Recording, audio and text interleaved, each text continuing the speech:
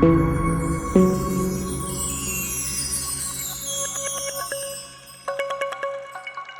to give a background of the uh, location of the museum, it is part of a gated community.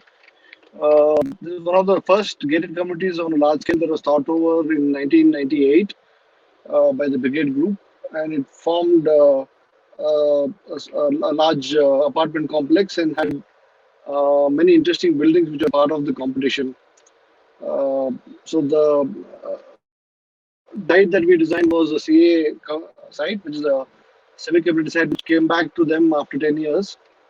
And the vision of the project was by the CMD of Brigade Group, which Jaishankar wanted um, a museum on dedicated to music, Indian music in primary objective. He called for a competition. Can I have the next slide, please? He called in for the competition where there were four invited architects to take part in it, and it so happened that our design won the competition for some of the aspects that I'm going to discuss today with you.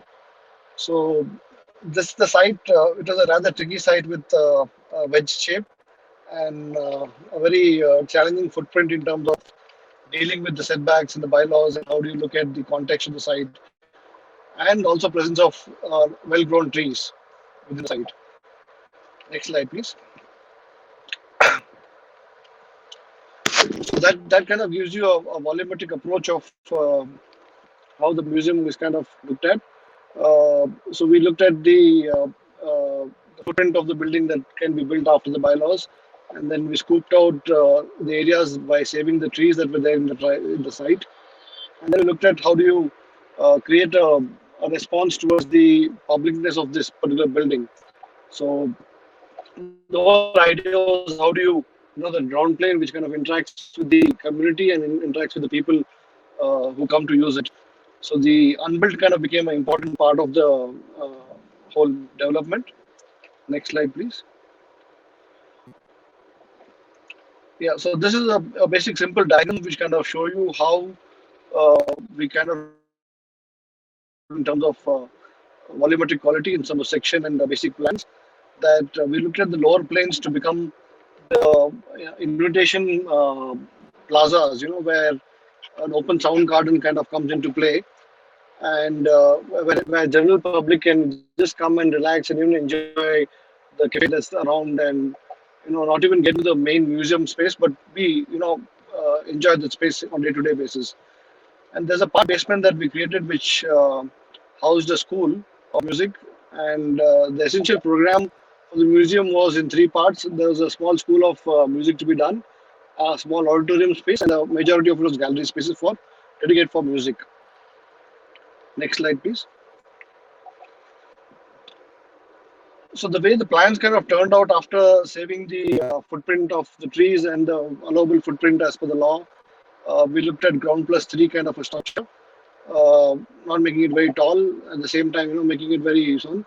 And the form was very interesting in the way it turned out to be. Like it became like a sculptural wrap around the building, and it almost looked like a music instrument. So the way the program kind of worked is that the lowest level was a music store where you exit out into the museum, or you can straight away interact and use it at the ground plane. And then the sound garden, which was the open public plaza, which were used for before you get into the main museum by after ticketing and checking into your luggage and things like that.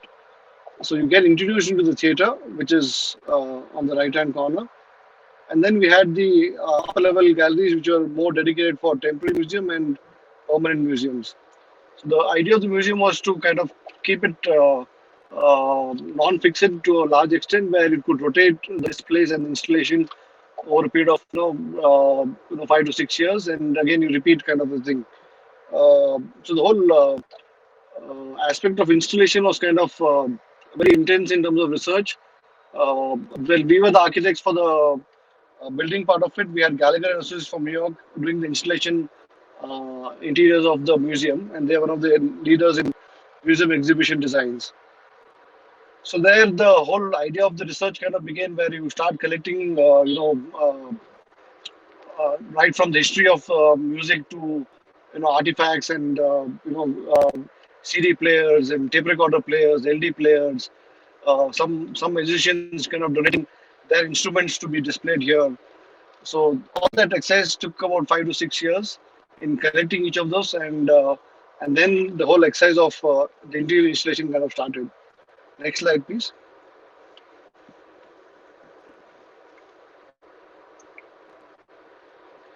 Yeah, so that's the exterior view of the museum, which I mean, museums are about not having direct daylight, but wherever possible, the pause spaces, the open spaces, and the spaces that are not meant for exhibit were all daylit. The rest of it is all like a solid sun. So the whole expression was like a solid exposed concrete surfaces, and the entire structure was kind of part of the entire. Next slide. Yeah, so these are some isometric blown up the way to explain you how the whole museum worked like. So the yellow that you see is the plaza and the sound garden, which kind of directly interacts with the community. And then you enter into the the ground floor level, which would be the theater space where you get the introduction of the museum and the orientation for the museum. Next slide, please.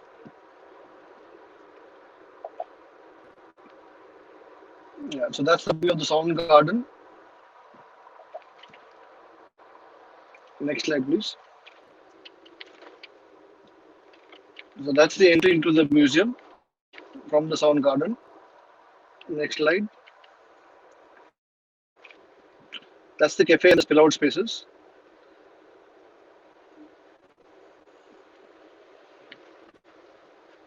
Next slide, please. Yeah, that's the view from the within the gallery looking onto the plaza and surrounding spaces. Next slide, please. Yeah. So the whole idea of the museum is about the circulation and how do you kind of make sure that we don't miss out any exhibit or any galleries. So the whole circulation kind of is driven by the idea of you take a bottom approach or a top down approach. So we here, with the help of Gallery Associates, we kind of looked at a top down approach where you only get the introduction and the basics happening at the ground level, and you straight go up into the topmost level, and then you come down, in the diagram that's shown as a continuous path, which is like a series of exhibit spaces of different variety of galleries. So that's the basic diagram. Next.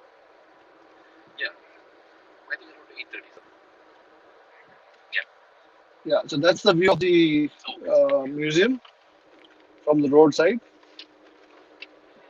Next. Can you? You're going too fast. You went too fast. Can you go back, please? Yeah. Next slide. Yeah. Yeah. Just hold on.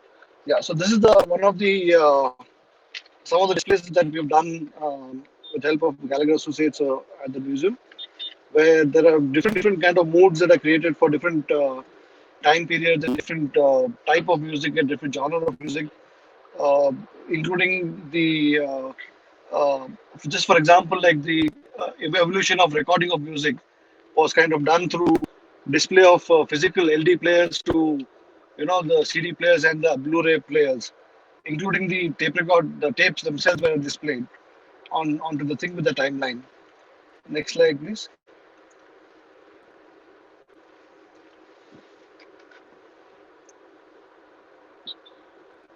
Can I have the next slide, please?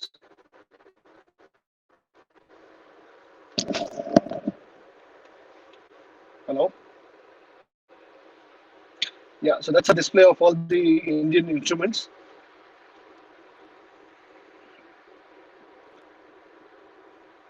Yeah, that's largely the museum part.